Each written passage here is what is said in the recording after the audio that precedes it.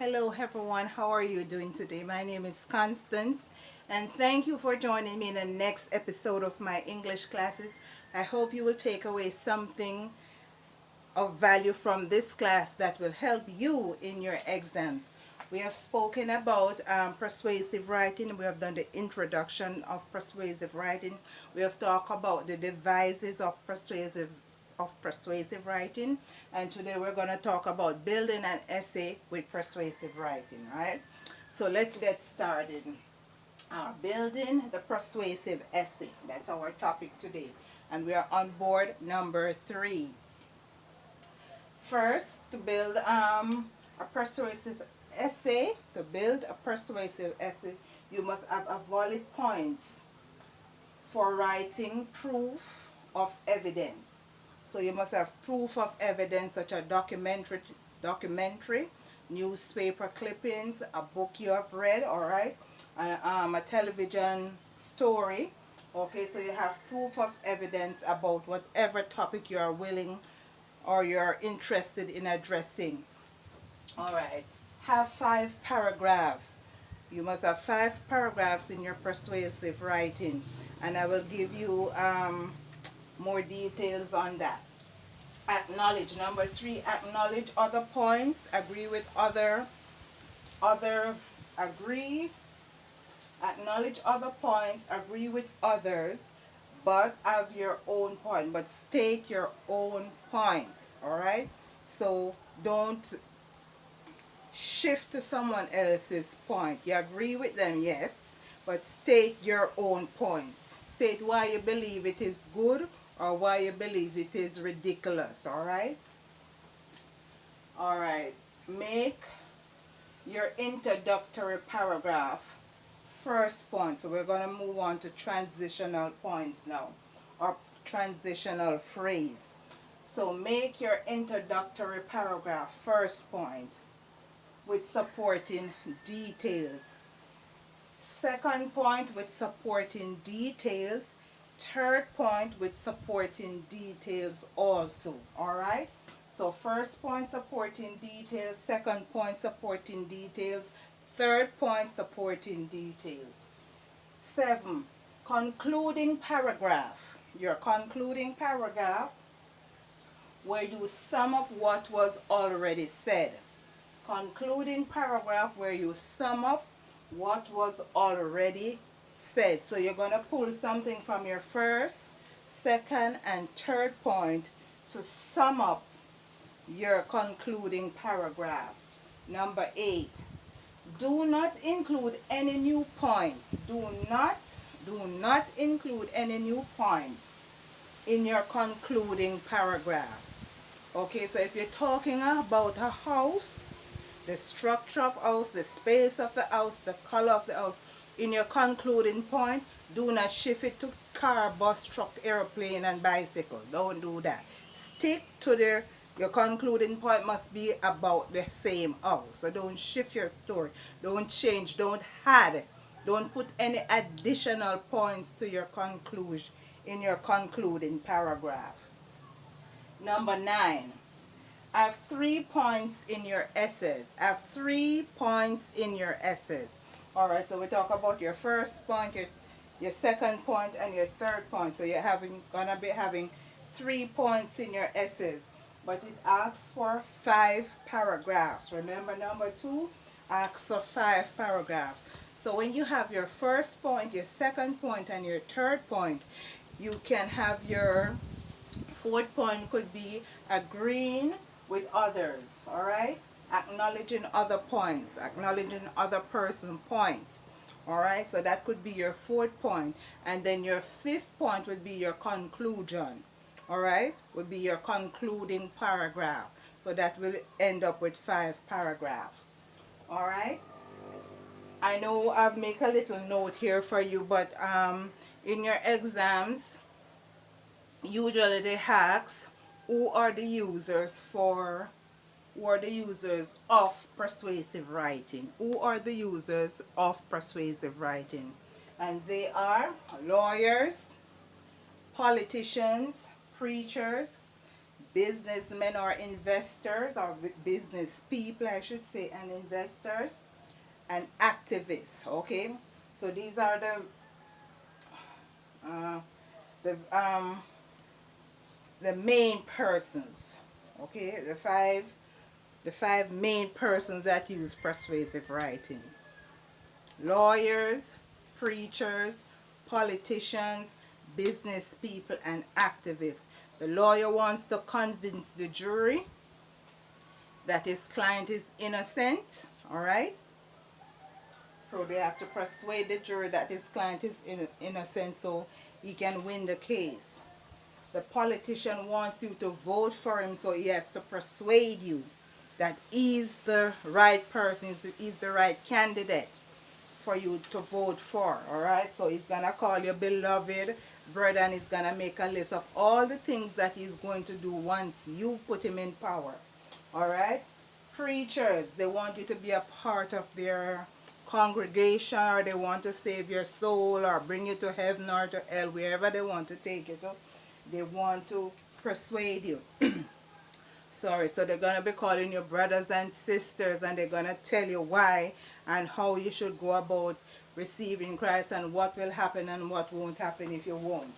Business person might give you a story on how you can invest in their business, all right, endorse their business, so you can make some more money, or you can get more customers, or you can have a better life, or you can spend more time with your family because your partnership with them and their business.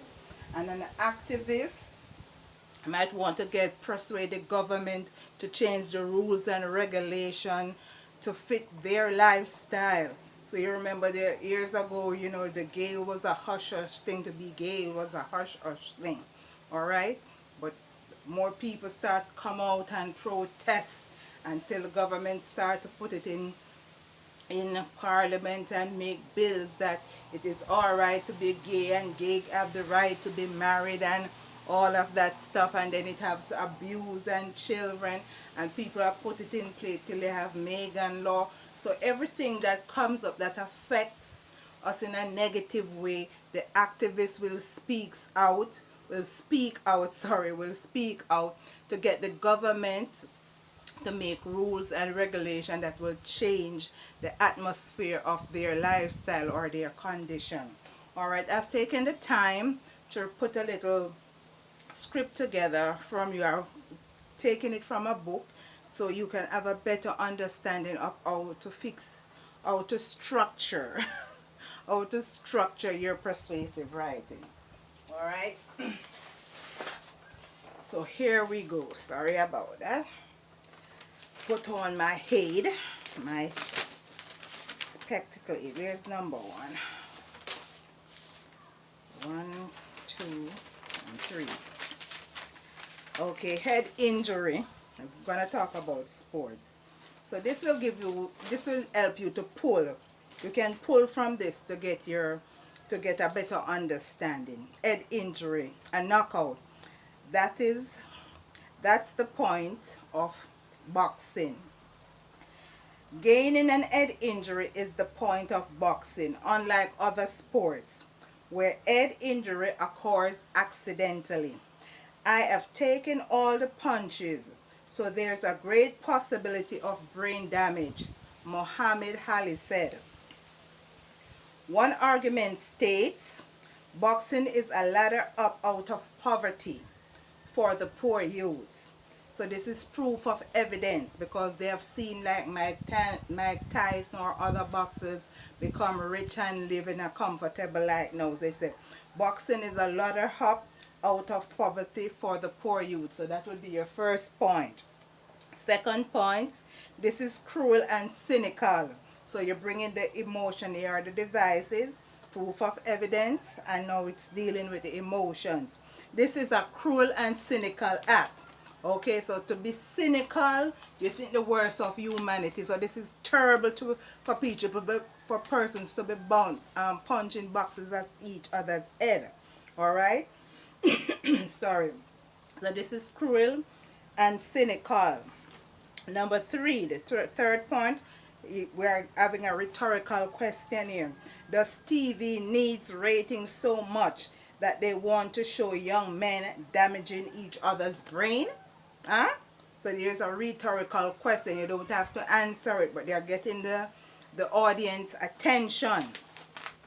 All right. What it says about society if we make it clear to poor, ambitious, courageous young men that their best hope of improving themselves lies not in them using their brain to gain a skill, but risking it to provide us sports, but risking their brain to provide us so they're not using their brain to get an education, to learn a skill, but they're risking it because they're getting punches in their brain to provide us sports.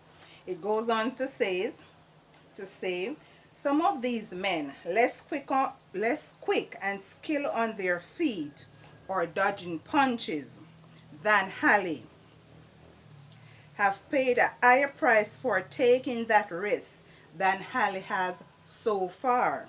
Certainly, Muhammad Ali, with his wit, courage, and charisma, would have found a better way to be somebody in life if millions of people had not been willing to pay directly or indirectly to watch him and his opponents try to punch each other's brains out.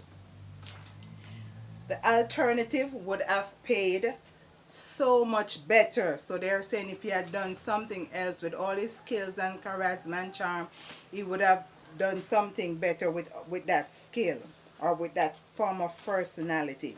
But then at age 42, he would not have been telling reporters, asking about his prognosis, his treatment, that the terrible truth is, I don't know. He doesn't know what has caused his disease, because he's getting treatment now for Parkinson's disease, and he has been taking all these punches for years, and he's telling the reporters he doesn't know. He doesn't know what has caused his problem, his health problem. So the writer goes on to say, the terrible truth is, boxing is not a sport, and it is time to stop pretending it is. Boxing is not a sport, and it's time to stop pretending it is. Alright, so you can pull from this. You see where they have used proof of evidence, emotions, okay, appeal of emotion, and rhetorical question to get their point across. This is a cruel and cynical act. That is the emotions. Okay, boxing is a ladder up out of poverty for the poor youths. Rhetorical question, does the television need rating that much that they have to show people, young men boxing each other's out, brains out? So you pull from this how you can form a story or any other story to make your story of persuasion or your essay of persuasion. My name is Constance. I thank you for watching. I hope you like this video, subscribe and share, and I'll see you in my next class. We will talk more about persuasive writing. So until then, I'll see you. Bye bye.